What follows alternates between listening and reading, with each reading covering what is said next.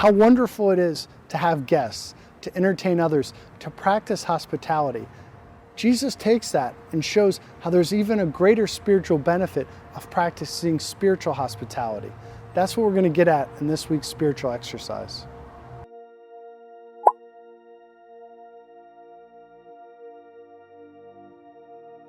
One thing I've learned traveling a lot, so for those of you who may not know, my dad was in the Army, and actually my dad's been deployed a lot. He spent a lot of time in Iraq, Afghanistan.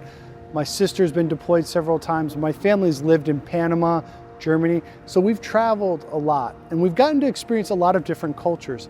And one of the coolest things in any culture is the value of hospitality, especially when you get those really rich, ancient cultures where they've still maintained that sense of hospitality. So for example, we have friends who are Muslim, and when we go over to their house, it's like they bring out the hummus, they bring out meat, and they've always prepared way too much food just in case a guest stops by, and they treat you like you're a king. And hospitality feels incredibly good. That's a key thing that we see in this week's Sunday's gospel. We see the importance of hospitality, but Jesus takes it to a supernatural level. You know, that's a great principle St. Thomas Aquinas would talk a lot about in the spiritual life, is that natural things, through the action of grace, become supernatural. Through grace, they become oriented towards Christ, and they lead to a greater fulfillment.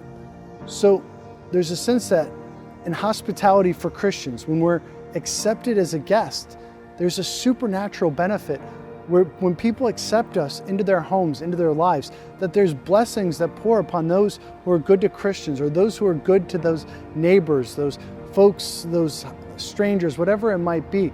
It's the power of hospitality. So what we want to do in this week's spiritual exercise is think about that. Are you practicing good hospitality? Are you accepting Jesus Christ into your midst?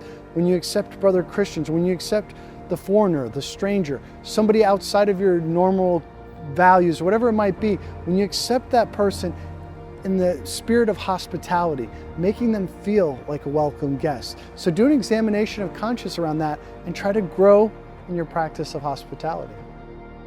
Amen.